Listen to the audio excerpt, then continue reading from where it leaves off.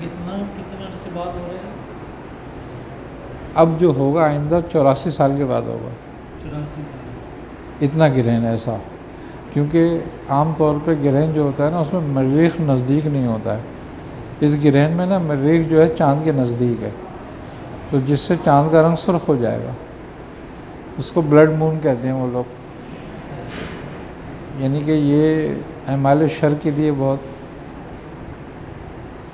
وہ ہے مفید. یونانی، مصری، کلدانی،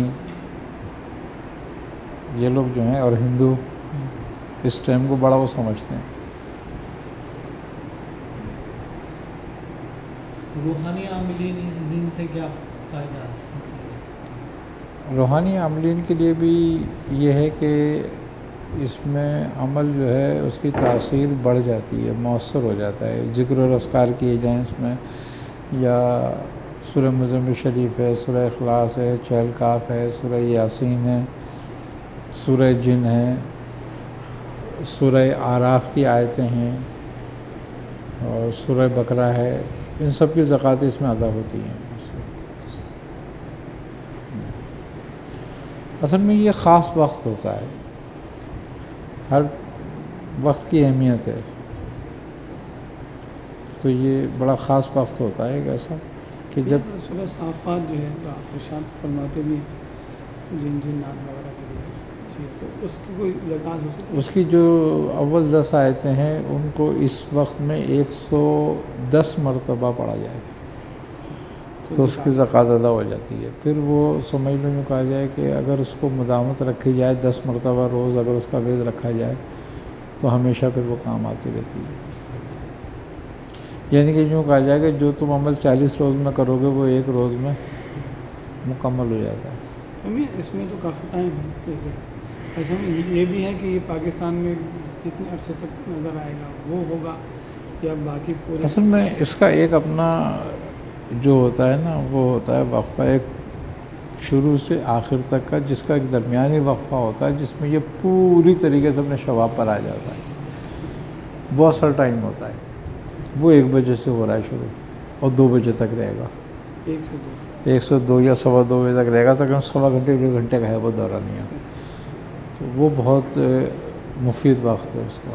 باقی تو پورا وقت ہے وہ تو خیر، لیکن یہ عروج کا وقت ہے، پھر وہ درمیان کا وقت ہے، پھر وہ نزول کا وقت ہے. تو جو درمیان کا وقت ہے وہ زیادہ قیمتی ہوتا ہے. اس میں 110 بار پڑھا جائے.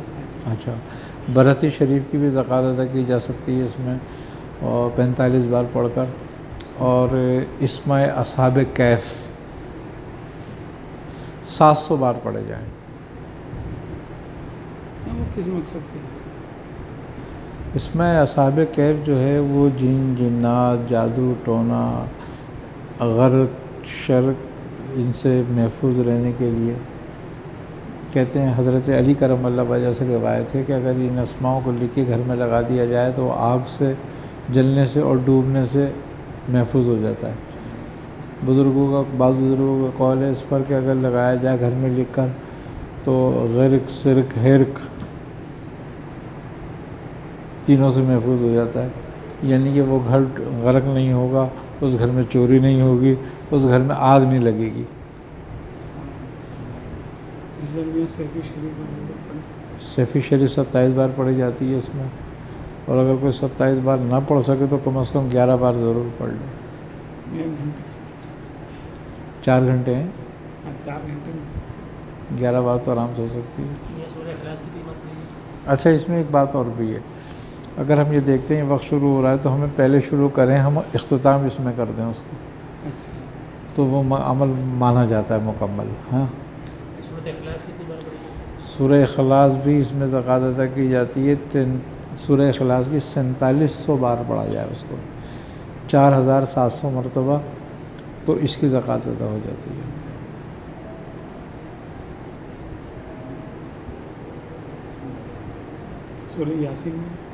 سورہ یاسین 41 بار پڑھی جائے. ہاں، تو بہترین ہے یہ. سورہ مزمل 117 بار پڑھ لی جائے، یا 135 بار پڑھ لی جائے، یا 165 بار پڑھ لی جائے. یا 360 کسی میں ہمت ہو وہ پڑھ لے. 4 گھنٹے میں 360 ہو سکتی ہے آرام سے. تو یہ بھی بہت اچھا عمل ہے اس کے لیے. یہ جیسے کوئی حسبنا اللہ اگر پڑھتا ہے، حسبنا اللہ و نعم الوکیل 4,500 بار پڑھا جائے اس میں، 4,500 بار. اسی طرح وہ سورہ مزمل کی آیت ہے رب المشرق والمغرب، وہ 6,666 بار پڑھی جائے تو اس کی زکوٰۃ ادا ہو جاتی ہے.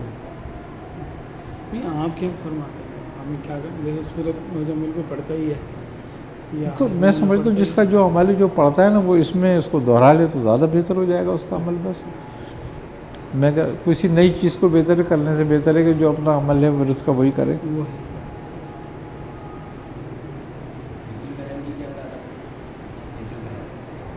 ہے حزب البحر کم سے کم 40 بار پڑھ لی جائے، بہت اچھا ہو جاتا ہے.